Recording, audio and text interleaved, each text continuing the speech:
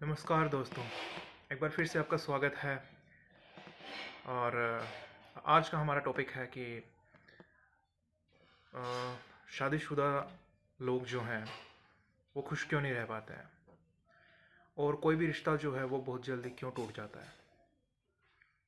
बहुत जल्दी नहीं तो शादी के 5 साल बाद, 7 साल बाद, ठीक है। क्यों? इसके अंदर काफ़ी सारे सवाल जो हैं वो आपके आ जाएंगे, जैसे कि क्यों कोई किसी को धोखा देता है शादी करने के बाद भी, क्यों किसी का पति और क्यों किसी की वाइफ किसी और के साथ अफेयर करती है, ठीक है। क्यों ऐसी कंडीशन बनती है इंसान की ज़िंदगी में, और जब शादी होती है तो क्या चीज़ें मायने रखती हैं और क्या मायने नहीं रखती हैं। आज हम सभी टॉपिक्स पे बात करेंगे। तो पहली चीज़ मैं आपको बता दूं कि न, हम इस बात पे आते हैं कि शादी का असल में मतलब क्या है और ये क्या चीज़ है। अगर आप का कॉन्शियसनेस जो है वो एक लेवल पे है, अगर आप एक स्पिरिचुअल पर्सन हैं और आप थोड़ी सी भी चेतना रखते हैं, किसी चेतना के लेवल पे हैं, तो आपको इन चीज़ों का जवाब जो मैं आपको दे रहा हूँ वो अच्छे से समझ में आ जाएगा। और अगर आप उसी ढर्रे की ज़िंदगी जी रहे हैं, जैसे कि सुबह उठना और रात को सो जाना और उसके बीच में बस अपने दिन की दिनचर्या पूरी करना, तो फिर आपको सोचने का टाइम भी नहीं मिलता है अपने लिए, खुद के लिए।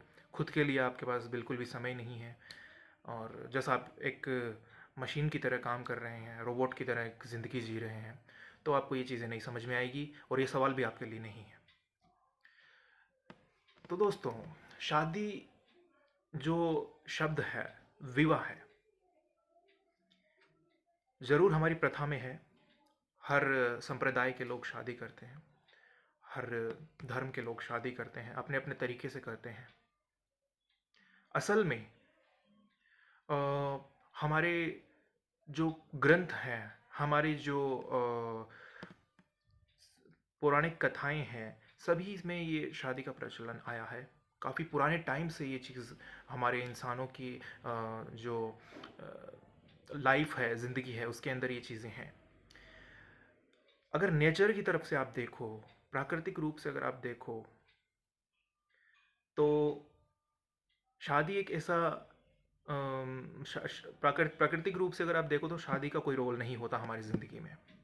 प्रकृति हमें ये कहकर नहीं कहती कि भाई आप शादी करोगे तो ही मैं अपना बैलेंस बना के रखूँगी, या फिर आप बिना शादी किए रह नहीं सकते, अगर दुनिया में शादियाँ बंद हो जाएं तो फिर क्या हो जाएगा। खैर, वो अभी के टाइम के अकॉर्डिंग सोचने के ऊपर हम उसके उस लेवल की थिंकिंग के ऊपर जाते हैं तो अलग सी चीज़ें सामने आती हैं कि ये शादी अगर पूरी दुनिया में बंद हो जाए, कोई शादी करे ही ना, तो क्या हो जाएगा। तो इसके ऊपर भी हम आएंगे आज के वक्त के अनुसार। लेकिन हम बात करते हैं कि प्रकृति के अकॉर्डिंग क्या है। प्रकृति ने इंसान को जिस तरह से बनाया है, जिस तरह से एक एक चीज़ बनाई है, प्रकृति भी किसने बनाई है? उस उस परमेश्वर ने, ठीक है। उस खुदा ने, उस भगवान ने, ठीक है। तो उसने ये प्रकृति बनाई है जो हम सबको सब कुछ संचालित कर रहा है, ठीक है। वो परम शक्ति जो है उसने इस चीज़ को बनाया है, हर चीज़ को बनाया है। प्रकृति भी एक उसी का रूप है। तो मैं बताता हूँ आपको कि प्रकृति ये नहीं कहती कि आप शादी करो और एक नियम के अनुसार, एक धारणा के अनुसार अपने जीवन को जियो। प्रकृति ने तो हमें छूट दे रखी है पूरी पूरी, कि हम जिस तरह से अपनी ज़िंदगी को जीना चाहते हैं उस तरह से हम अपनी ज़िंदगी को जी सकें। लेकिन प्रकृति ये भी कहती है, शादी अगर नहीं करते हैं तो आपको अपने आप ही इस तरह से एक तरीके से रहना होता है कि जिस तरह से कोई भी एक इंसान है, आप किसी लड़के का एग्जांपल ले लीजिए या फिर किसी लड़की का एग्जांपल लीजिए, एक पुरुष है और एक स्त्री है। अगर वो दोनों जब तक नहीं मिलते हैं तब तक नहीं मिलते हैं, लेकिन कोई भी पुरुष है और कोई स्त्री है, ज़िंदगी का कोई ऐसा पड़ाव आता है, कोई ऐसी उम्र आती है जब उनको एक दूसरे से मिलन होता है और वो एक दूसरे से मिलकर एक दूसरे के प्रेम में पड़ते हैं, और उस प्रेम में पड़ने के बाद वो एक दूसरे के साथ रहने का विचार करते हैं। प्रकृति ऐसी व्यवस्था है जो इंसान को इस चीज़ की स्वतंत्रता प्रदान करती है कि आप जब तक चाहो तब तक साथ रह सकते हो, जैसे चाहो वैसे साथ रह सकते हो, आपको पूरी आज़ादी है। प्रकृति के अंदर शादी विवाह नाम की कोई चीज़ नहीं है। प्रकृति इंसान को जिस तरह से रहने के लिए अलाउ करती है वो यही चीज़ है कि स्वतंत्रता। मान लीजिए कोई एक पुरुष है और मान लीजिए कोई एक स्त्री है, दोनों 22 की उम्र में मिलते हैं और दोनों का काफ़ी अच्छा सोच विचार का और काम करने का और हर चीज़ करने का, एक दूसरे के साथ एक दूसरे का हाथ बटाने का, और काफ़ी अच्छा मेल जोल बन गया है, और उन दोनों को भी पता है इस चीज़ का कि हमारा काफ़ी अच्छा मेल जोल बन गया है, और उनका व्यवहार भी काफ़ी अहोभाव वाला है और एक दूसरे के लिए विनम्र है। ऐसे लोग अगर मिल जाते हैं एक दूसरे से, तो वो लोग प्रकृति के अकॉर्डिंग अगर जी रहे हैं, प्रकृति के अनुसार अगर वो जी रहे हैं, तो वो इंसान, वो दोनों शादी किए बिना भी एक दूसरे के साथ रह सकते हैं। अगर उनको नहीं मालूम कि शादी क्या होती है, लेकिन वो एक दूसरे के साथ रह सकते हैं, एक दूसरे के साथ वक्त गुजार सकते हैं, एक दूसरे के साथ ज़िंदगी भी गुजार सकते हैं। एक बार कल्पना करके देखिए, बस वो तालमेल बैठने की ज़रूरत है। लेकिन ऐसे इंसान बहुत ही मुश्किल से मिलते हैं, लेकिन ऐसे इंसान बहुत ही मुश्किल से मिलते हैं। और आज के वक्त की बात करो तो ऐसा तालमेल बैठाने के लिए हम अगर ढूंढने निकलते हैं, हम अगर वक्त का इंतज़ार करते हैं, हम अगर अपना सही टाइम का इंतज़ार करते हैं, तो किसी की तो पूरी ज़िंदगी भी निकल जाती है और किसी का कुछ हो ही नहीं पाता है। तो सोचते हैं कि अरे ऐसे तो हम किसी अच्छे इंसान के राह में रहे, अगर कि वो आएगा कब नहीं आएगा या फिर कब आएगी, तो हमारी ज़िंदगी ऐसे ही निकल जाएगी। तो इस चक्कर को ख़त्म करने के लिए, ज़िंदगी को आगे बढ़ाने के लिए शादी की जाती है। और ये शादी का जो शब्द है, ये विवाह का जो शब्द है, ये इंसान ने ही बनाया है। ये एक समाज में रहने की एक प्रक्रिया है जिसके ज़रिए आप समाज में एक तौर तरीके से अदब से रह सकते हैं। तो इसलिए ये शादी और विवाह जैसी परंपरा हमारे समाज में आई है। प्रकृति हमें इस तरह से कोई बंधन जैसी ऐसी परंपराओं का के अंदर डालने का प्रयास कभी नहीं करती है। लेकिन हम इंसान जब एक समूह में रहना शुरू कर देते हैं, एक समाज में रहना शुरू कर देते हैं, तो एक तरह की व्यवस्था की ज़रूरत होती है। जिस तरह से एक राजनीति होती है, पूरी पॉलिटिक्स के अंदर हर चीज़ को हैंडल करने के लिए हर हर चीज़ का अलग अलग रूल होता है, हर चीज़ के अलग अलग क्राइटेरिया होते हैं, और हर चीज़ एक तरह से उसका वो होता है, बंधन होता है, लिमिट्स होती हैं, और हर चीज़ का उसके अंदर रूल्स टाइप से होते हैं। उसी तरह से हमारे समाज के अंदर भी रहने के लिए काफ़ी सारी चीज़ें हैं, उसी का एक रूप ये शादी भी है, विवाह भी है। तो इंसान ने ही इस चीज़ को इस नाम को आप समझ लीजिए, इस धारणा को और इस बंधन को, जो विवाह का हम बंधन कहते हैं, एक तरीके से बंधन भी है, तो इसको इंसान ने ही बनाया है। और जिस तरह से हमारे धर्म आए हैं, हिंदू धर्म है, इस्लाम धर्म है, और क्रिश्चियन धर्म है, बौद्ध धर्म है, ठीक है, ये सारे धर्म जिस तरह से इंसान ने बनाए हैं, उसी तरह से नाम रख दिए गए हैं सबके अलग अलग, ठीक है। उसी तरह से विवाह भी इसी तरह से एक ऐसी प्रथा है, समझ लीजिए, ऐसी एक वो समझ लीजिए कि जीवन की कड़ी है जो कि बनाई गई है, इंसान के द्वारा ही बनाई गई है। इसमें प्रकृति का कोई रोल नहीं है, इस चीज़ को आप अच्छे से समझ लीजिए। दूसरी चीज़ मैं आपको बताता हूँ। अब आपके दिमाग में ये चीज़ें आएंगी कि प्रकृति का कोई रोल नहीं है, तो अगर हम बात करते हैं कि भगवत गीता की बात करते हैं, अगर हम रामायण की बात करते हैं, तो उसमें तो भगवान है, उसमें भी भगवान है, और वो भगवान जो हैं वो भी शादी करते हैं। तो मैं कह रहा हूँ कि भाई भगवान का शादी जैसी चीज़ों में कोई रोल नहीं है। सॉरी, आप ये सोचेंगे कि प्रकृति का कोई रोल नहीं है, तो प्रकृति को तो भगवान ने बनाया है, प्रकृति को तो भगवान ने बनाया है। और अगर प्रकृति का ही रोल नहीं है शादी को सपोर्ट करने में या फिर शादी जैसी परंपरा को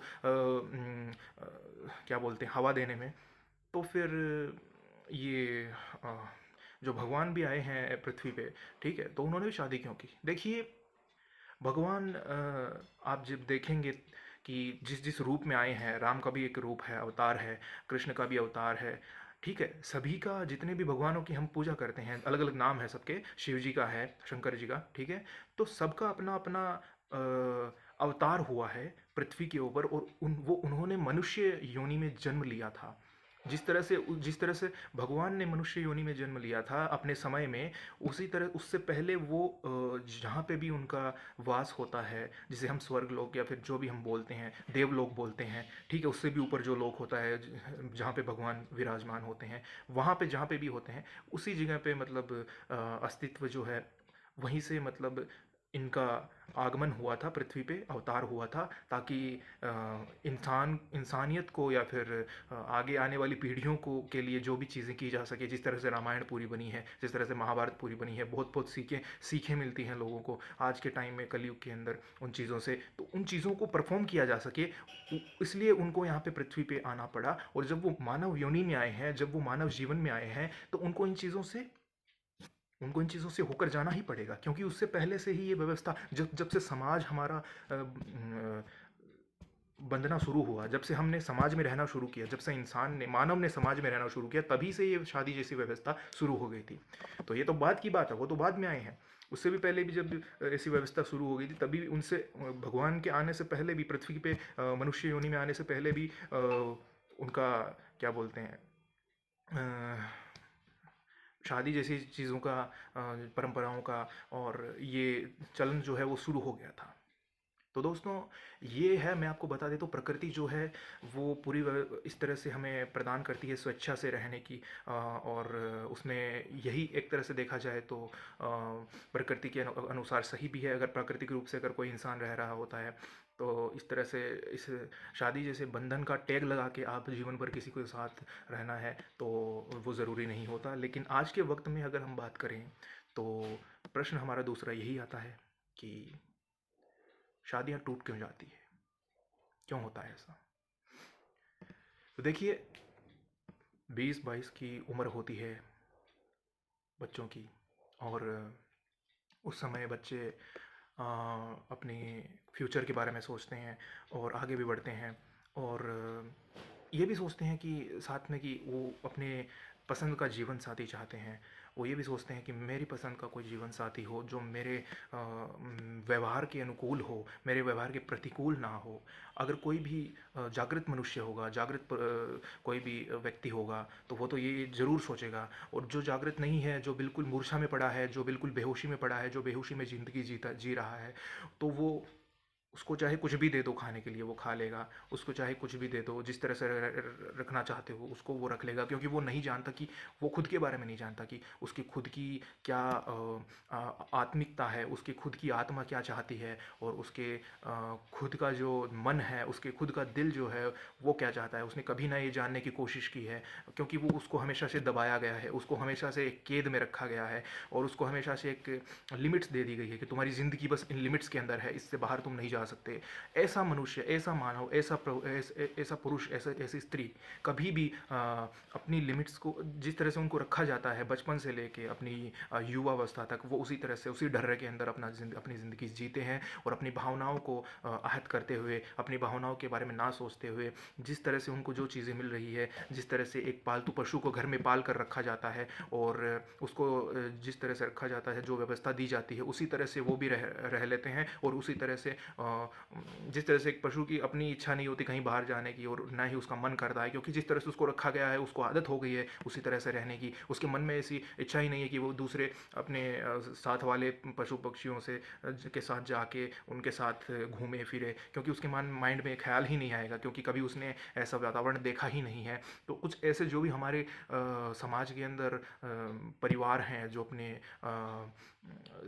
बच्चों को इस तरह के लिमिटेशंस में रखते हैं, इस तरह के वातावरण में रखते हैं, डर बना के रखते हैं, उनका कोई फ्यूचर नहीं होता, उनका यही फ्यूचर होता है जो उनके माँ बाप हैं, जिस तरह से उन्होंने अपनी ज़िंदगी जी है और जिस तरह से उनके माँ बाप ने उनके ऊपर इस तरह से रिस्ट्रिक्शंस रखी हैं, लिमिट्स रखी हैं और उनकी अभिव्यक्ति की आज़ादी उनको नहीं दी है, तो उसी तरह से वो भी अपने बच्चों को उस तरह से रखेंगे और वो भी जो भी होगा उनके जीवन में उसको स्वीकार करेंगे। एक दमित जीवन की शुरुआत रहेगी उनके जीवन में। शादी उनके घर वालों की मर्ज़ी से होगी, लेकिन उनके मन में जो भी होगी वो अंदर घुटन रहेगी और इससे उनको कोई मतलब नहीं रहेगा कि किसी पत्नी को कि भाई मेरा जो साथी है, मेरा पुरुष है, मेरा हस्बैंड है, उसका नेचर कैसा है, उससे उससे मेरी बनती है कि नहीं बनती है, और उसके हस्बैंड को भी ये नहीं रहेगा कि भाई मेरी पत्नी से मेरा क्या है, क्या नेचर है, क्या नहीं है, उससे मेरी बनती है कि नहीं बनती है। मन में बिल्कुल भी फीलिंग्स नहीं रहेंगी, बस एक दिखावा रहेगा, मुखौटा उनके चेहरे पे रहेगा। बाहर जाएंगे तब एकदम खुशी खुशी सबको स्माइल करते हुए हाय हेलो करके वो ख़त्म करेंगे और बाकी घर में आने के बाद वही उनकी दमित चीज़ें, वही उनकी दबी हुई, ख़त्म हुई हुई भावनाएं और उनके रूढ़ व्यवहार और उनके ज़ोर ज़बरदस्ती, उनके बीच में झगड़े, उनके बीच में लड़ाइयाँ, ये सब चलती रहेंगी और ये जीवन जो है एक दुख भरी यात्रा बन जाएगा। कुछ कंडीशंस तो ऐसी आती हैं कि ऐसे ही जीवन चलता है और ऐसे ही बच्चे पैदा होते हैं और ऐसे ही माँ बाप ऐसे ही वातावरण में बच्चे भी पैदा कर देते हैं और उन पे भी वैसा ही असर होता है। जैसा उनके माँ बाप होते हैं वैसे ही वो बच्चे भी हो जाते हैं, क्योंकि वातावरण जैसा आसपास हमारे रहेगा उसका असर हम पे ज़रूर होगा। तो एक लंबी चौड़ी बात ना करते हुए मैंने आपको सारी कहानी इसमें बताई है इस चीज़ की अब तक कि जिन लोगों को रिस्ट्रिक्शन में रखा जाता है, जिन लोगों को यही कहा जाता है कि तुम्हारे लिमिट्स इतनी है, तुम्हारे सपने इतने ही हैं, इससे ज़्यादा तुम नहीं सोचो, इससे ज़्यादा तुम्हारी औकात नहीं है, इससे ज़्यादा तुम नहीं सोच सकते, इससे ज़्यादा तुम कर नहीं सकते। हालांकि हमारा समाज जो है आगे बढ़ रहा है। आज के टाइम में हम देख रहे हैं कि जो भी इंसान है वो अपनी स्वतंत्रता रखता है, हर किसी को अपनी स्वतंत्रता है। आज के बच्चे भी काफ़ी मैच्योर हो रहे हैं, टाइम से पहले मैच्योर हो रहे हैं और उनको स्वतंत्रता होती है उनकी स्वेच्छा से शादी करने की। आजकल ये चीज़ें हैं, लेकिन आप कहीं पे भी गांव में जाएंगी तो गांव के इलाकों में अभी भी ये चीज़ें नहीं हैं। उस कारण से क्या होता है कि जो भी माँ बाप जो हैं जो भी बच्चों की शादी जिधर भी करवा देते हैं उधर उनकी हो जाती है बाई चांस। किस्मत उनकी है, ये एक तरह से सौदा हो गया, एक तरह से ये सौदा होता है। माँ बाप तो अपने बच्चों को अच्छी जगह पे विवाह करते हैं और उनको सोचते हैं कि ये अच्छे घर में जाएगी मेरी बेटी और अच्छे से रहेगी, खुशी खुशी रहेगी, क्योंकि सामने वाले के घर में सारी व्यवस्थाएं हैं, उसको खाने पीने के लिए सब कुछ मिलेगा, उसको ज़मीन जायदाद सब कुछ है। यही चीज़ें देखी जाती है हर घर में, हर माँ बाप के द्वारा अपने बच्चों के लिए। उसका पति क्या करता है और जो भी है, मतलब कोई गलत काम नहीं करता है तो सही है, अच्छी जॉब है। बस ऊपरी ऊपरी सतह की बात हो गई है, यही देखा जाता है हर घर में। और लड़के का भी यही है, लड़के के लिए भी यही कि लड़की अच्छी है, पढ़ी लिखी है। कुछ लोग तो गांव वाले यही सोचते हैं अरे पढ़ी लिखी नहीं है, ठीक है घर का काम कर लेगी, हमारे लिए नौकरानी आएगी घर में, कोई बात नहीं। वो ऊपर ऊपर से उनकी भावनाएं रहती है कि बेटा बेटा करके उसको ले आते हैं घर में, बाद में उसको उसी तरह से बेटा काम कर, बेटा तेरे से काम नहीं हो रहा आज, ये तेरे को बीमार हो गई तो ऐसे बीमार हो जाती है, ये हो जाती है। तो कुल मिला के देखा जाए तो एक तरह से घर में काम करने वाली ऐसी लड़की आ जाए जो कि ज़्यादा कुछ बोलती ना हो, जो कि जिस तरह से उसका कुछ काम सीखा हुआ हो और हमारे ही समाज की हो। अगर दूसरे समाज की आ गई तो पता नहीं हमसे बात करेगी कैसे करेगी और हमको कुछ मानेगी ना मानेगी। ठीक है, पढ़ी लिखी आ गई तो पता नहीं क्या करेगी, घर के काम नहीं करेगी और हमारे लिए प्रॉब्लम हो जाएगी। ठीक है, तो मेन मकसद ये रहता है। खैर ये एक परंपरा जो है, वैसे ये तो ठीक है, ऐसा माना जाता है कि ऐसा होता है, लेकिन जो बहू आती है घर में उसका भी ये फ़र्ज़ बनता है कि भाई वो अपने अनुसार, अगर वो शादी करके आ गई है घर में तो जॉइंट फैमिली में रह रही है, तो अगर वो कमाती है अच्छा और उसका पति भी कमाता है अच्छा तो घर में एक नौकर, अगर घर बड़ा है तो घर में एक मेड रख ले, नौकरानी रख ले या फिर नौकर रख ले। अगर उनकी इतना मतलब वो अफोर्ड कर सकते हैं, नहीं कर सकते हैं तो उनको खुद को हैंडल करना पड़ेगा। ये उनके ऊपर डिपेंड है, ये ऑप्शन उनके पास है।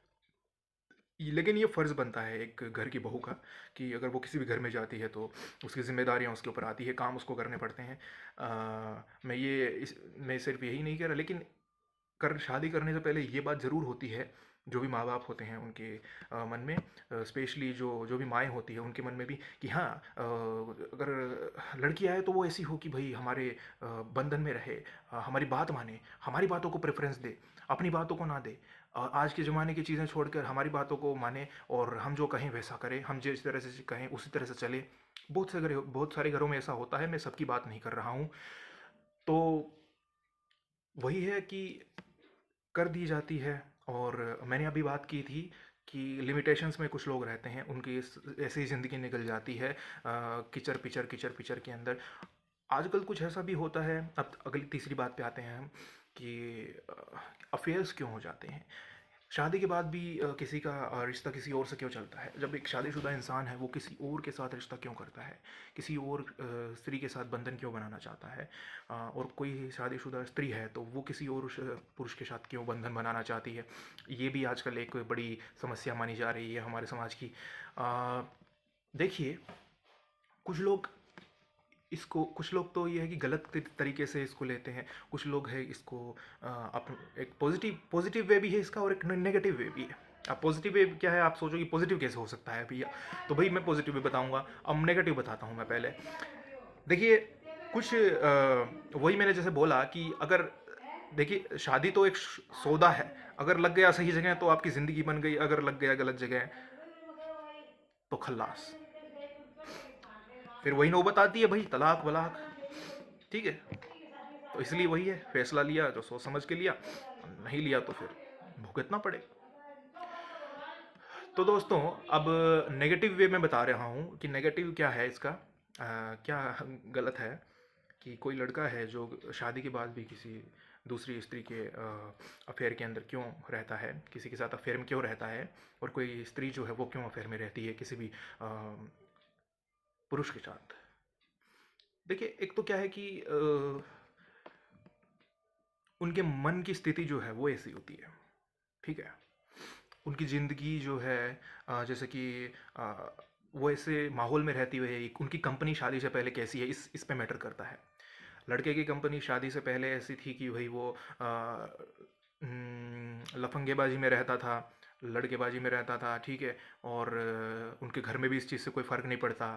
ठीक है, उनकी उसकी ऐसी आदत है कि मतलब बहुत सारी लड़कियों के साथ अफेयर पहले से चलाने की उसकी आदत रही है और उसने किया भी है, तो शादी के बाद भी वो ये चीज़ करेगा ऑब्वियसली। तो इसलिए आप लड़के का बैकग्राउंड जरूर देख लें शादी करने से पहले, कंफर्म ज़रूर कर लें। अगर शादी से पहले उसने ये चीज़ें की तो शादी के बाद भी वो ऑब्वियसली ये चीज़ करेगा और उसके लिए कोई प्रॉब्लम नहीं है, क्योंकि उसने ये चीज़ पहले कर चुका है। तो शादी के बाद भी उसको कोई प्रॉब्लम नहीं होगी, क्योंकि शादी से पहले भी वो कर चुका है तो उसके घर में उसकी तरफ से कोई प्रॉब्लम उसको नहीं थी, उसको कोई डर नहीं था, तो शादी के बाद भी इजीली कर सकता है। ये नेगेटिव वे है।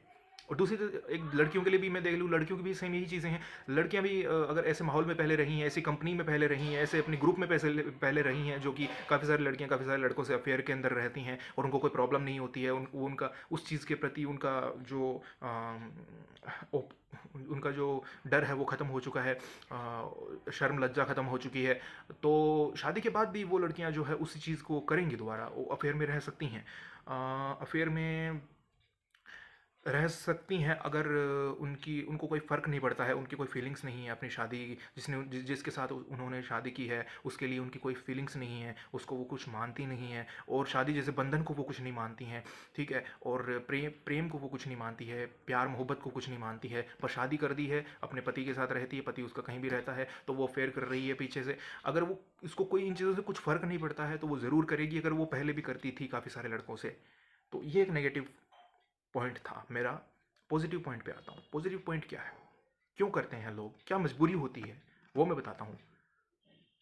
जैसा मैंने अभी कहा कि मनपसंद और या फिर अपनी पसंद की शादी ना करवाई जाए लड़कों की या लड़कियों की, और माँ बाप कहीं ऐसे शादी करवा देते हैं कि किसी अपनी बेटी की किसी लड़के के साथ या फिर अपने बेटे की किसी लड़की के साथ, कि वो उसके साथ खुश नहीं है। खुश क्यों नहीं है? खुश इसलिए नहीं है कि वो उसके नेचर का नहीं है, रोज़ाना आए दिन उनसे लड़ाइयाँ होती रहती है। ठीक है, और वो कॉन्शियस है, जागरूक है,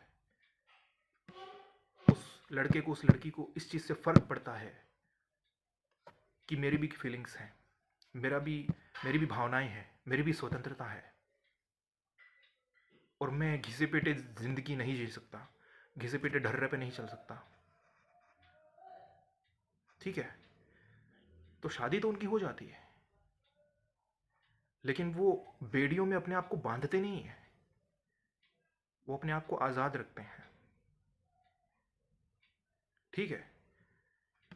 फिर अगर उनकी ज़िंदगी में शादी होते हुए भी कोई ऐसा ये लड़की या ऐसा लड़का आता है जो उनके बिल्कुल व्यवहार का होता है, जैसा वो एक्सपेक्ट करते थे कि मेरे को ऐसा, मेरे जैसा, मैं जैसा चाहती हूँ वैसा लड़का मेरे लाइफ में हो, जिससे मेरी शादी हो, ठीक है, वैसा ही मिले मुझे। अगर उस शादी के बाद उनको कहीं और से वैसा लड़का से कांटेक्ट हो जाता है, उन लड़कियों को या फिर उन लड़कों को ऐसी लड़की से कांटेक्ट हो जाता है, उनकी फ्रेंडशिप हो जाती है, तो उनका अफेयर स्टार्ट हो जाता है। और एक तरीके से देखा जाए तो ये होगा भी, एक दूसरे को रोक नहीं पाएंगे वो, क्योंकि उनको वैसा प्रेम मिल रहा है वहाँ पे, जैसा प्रेम पत्नी को अपने पति के साथ नहीं मिल रहा, उसके साथ व्यवहार सही सही नहीं है, उसका झगड़े होते रहते हैं और वो उसको समझ, अंडरस्टैंडिंग दोनों के बीच अच्छी नहीं है, तो कोई तीसरा इंसान आके, और जैसे वो चाहती थी कि मेरे को एक ऐसा पति मिले, वो ऐसा कोई इंसान आके उसके साथ बात करता है, उसके साथ दोस्ती करता है, उसके साथ बातें करके उसको समझता है, अंडरस्टैंड करता है, उसको सपोर्ट करता है, सारी चीज़ें करता है जो वो एक्सपेक्ट करती थी एक हस्बैंड से, जैसा वो अपनी लाइफ में चाहती थी, लेकिन उसको नहीं मिला, तो वो ज़रूर उसके साथ अफेयर करेगी। और फिर होगा क्या, जो करंट में मोस्टली ऐसा हो जाता है कि अफेयर जब ऐसा चलता है तो डिवोर्स भी दे सकते हैं ये लोग, और जो उनको चाहते थे, जो अपना मतलब लाइफ पार्टनर जैसा वो चाहती थी या फिर चाहता था, उन लाइफ पार्टनर्स के साथ वो शादी कर लेते हैं। ऐसा भी होता है, ऑप्शंस उनके पास है, उनको करना है कि नहीं करना है।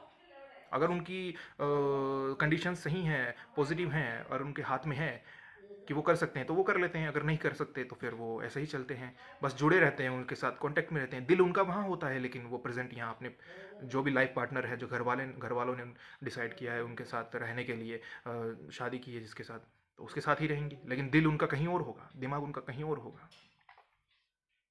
तो ये होता है अफेयर का चक्कर।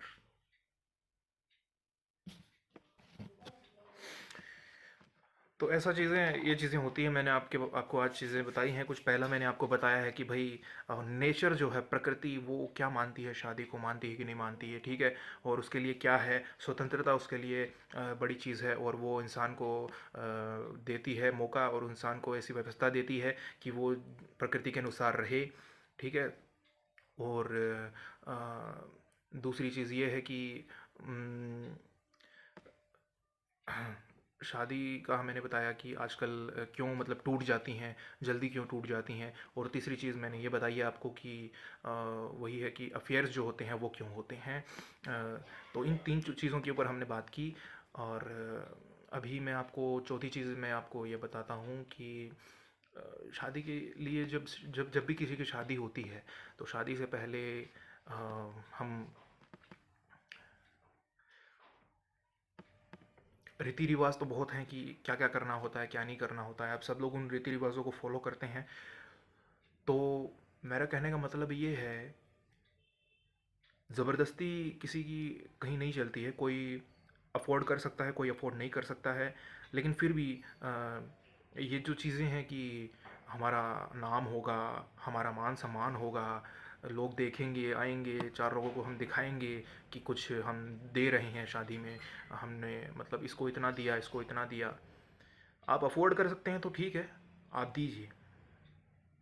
नहीं अफोर्ड कर सकते तो सर के ऊपर से आप कुल्हाड़ी लगा के अपने मतलब उसको ऐसी चीज़ें मत कीजिए जिससे कि आपको ही समस्या हो, आप ही किसी कर्ज के बंधन में बंध जाओ, या फिर आप ही किसी उसके अंदर परेशानी में आ जाओ कि भाई हमारी इज्जत होगी, इज्जत के लिए हम इसको इतना देंगे, चाहे वो कैसे भी दें, ठीक है। 10,000 की हमारी, 10,000 की या फिर 50,000 की तो हमारी वो है, क्या बोलते हैं, लिमिट है कि हम इतना ही दे सकते हैं, इतना इतने रुपए का ही हम दान वो दे, जो भी होता है देना होता है, सामान वगैरह वो दे सकते हैं। लेकिन देना हमको 2 लाख का है। अगर आप 2 लाख का ही कहीं ना कहीं से करके दे दोगे, बाद में समस्या में पड़ जाओगे। ऐसे काम मत कीजिए। प्रभु ऐसा नहीं कहते हैं कि आप ऐसा करो, इतनी तकलीफ नहीं देते हैं वो आपको। कहाँ जाओगे मान सम्मान लेके, इज्जत लेके? ऐसी इज्जत का क्या काम की? ठीक है। और एक एक और चीज़ है, किसी की शादी जब भी एक बड़ा परिवार होता है, जॉइंट फैमिली की मैं बात करता हूँ भाई, लोग क्या सोचते हैं कि हम किसी की शादी करवा देंगे, हम किसी के लिए, लड़के के लिए, हमारे फैमिली में हमारे हमारे रिश्तेदार का ये लड़का है, इस लड़के के लिए किसी कोई लड़की ढूंढ देंगे अच्छी सी, तो ये हमारे एहसान बंद होंगे और हमारा नाम होगा कि हमने लड़की ढूंढी थी, हमारे गुण गाएंगे फिर, और प्रभु भी हमें आशीष देगा। तो क्या करते हैं वो लोग, एक की तो करवा दी, सफल हो गई, बहुत अच्छा, वाह वाह हो गई, दूसरे की भी ढूंढो, एक रिश्तेदार का हो गया काम, दूसरे का भी देखें। ये होती है रिश्तेदारों की सेवा, एक तो होती है समाज सेवा, और ये होती है परिवार के अंदर अपनी इज्जत बढ़ाने के लिए रिश्तेदारों की सेवा। वो बात अलग है कि वो कहते हैं कि नहीं कहते हैं कि हमारी करवाओ या ना करवाओ, हमारे बच्चे की, आप हमारे बच्चे के लिए लड़की ढूंढो या ना ना ढूंढो, ठीक है। लेकिन ये चीज़ सब में होती है कि भाई हम ढूंढेंगे, भाई उसके माँ बाप हैं, ढूंढ लेंगे, अगर वो नहीं ढूंढ पाते हैं आपको बोलेंगे आके तो आप ढूंढ लीजिएगा। आप ही पहले से ऐसे कर रहे हैं कि भाई हमारा ही बच्चा, सब खत्म कर दिया जाता है, बच्चों के ऑप्शंस ही खत्म कर दिए जाते हैं कि बेटा हम ढूंढेंगे। हम्म। सभी ऐसे नहीं होते हैं कि बंधन में रह के अपना जीवन गुजारे, ठीक है। कुछ होश में रहने वाले भी लोग होते हैं, बेहोशी में नहीं जीते हैं, और वो अपनी स्वतंत्रता को पहली प्रमुखता देते हैं, घुटी हुई जिंदगी, घुटन में रहते हुए जिंदगी नहीं जीते हैं। ऐसे लोगों की अगर शादी करवा भी दी जाए, उनकी मनमर्जी के खिलाफ करवा दी जाए, और वो अगर ज़िंदगी में खुश नहीं है, तो उनको ये पता है कि यार ज़िंदगी में खुशी चाहिए सबसे पहले, चाहे कितना भी पैसा कमा रहा हूँ मैं, मेरी पत्नी से मैं खुश नहीं हूँ, वो मुझसे सही से बात नहीं करती, उसकी मेरे से बनती नहीं है, जैसी लड़की लाइफ में चाहिए थी वैसी लड़की है नहीं, यार ऐसी तैसी करवाए, मेरे को नहीं जीनी ऐसी ज़िंदगी। ख़त्म करेंगे, वो डाइवोर्स करेंगे अगर वो इनफ मैच्योर होंगे तो कोई फ़र्क नहीं पड़ेगा उनको कि बदनामी होगी या क्या होगी। पहली उनकी वो अपने स्टैंड पे हैं, कमा रहे हैं, खड़े हैं अपने पाँव पे, तो हक है उनका। बाद में ये चीज़ें होती है, इससे पहले ही कर लिया जाए सब कुछ यार। शादी करवा ही रहे हो तो कहीं अच्छी जगह, लड़के की भी मन मर्जी से हो। अब बाद में ऐसी चीज़ें होंगी तो और परेशानी होगी। इतना पैसा लगाओगे शादी में, इतना दान पुण्य करोगे, हम्म? उसके बाद वही दो चार साल बाद अगर सेट नहीं हो पाया कुछ, तो वो लड़की छोड़ेगी या फिर लड़का छोड़ेगा एक दूसरे को। हम्म? आपकी भी भावनाएं आहत होगी जो शादी करवाते हैं घर में, हम्म? है कि नहीं? तो इस चीज़ का भी ख्याल रखा जाए। एक, तो कहने का मतलब ये है कि होश में जीना बहुत ज़रूरी है। अगर होश में जिया जाएगा तभी कोई किसी की भावना को समझ पाएगा, तभी कोई किसी की दिमाग को समझ पाएगा, वरना ये चीज़ पॉसिबल नहीं है। मैं फिर से वो चीज़ कहता हूँ, मेरी हर बात के पीछे कहीं ना कहीं मेडिटेशन छुपी है, कहीं ना कहीं होश में जीना छुपा है, कहीं ना कहीं एक खुली अपर लेवल की मेंटलिटी जो होती है, जो कि बड़े लेवल के जो ओपन माइंडेड लोग हैं वही समझ सकते हैं इन चीज़ों को। तो वो चीज़ है। तो आज के लिए काफ़ी है इतना, और अगली बार फिर से मिलेंगे एक अच्छे टॉपिक के साथ। तब तक के लिए thank you, take care, bye bye.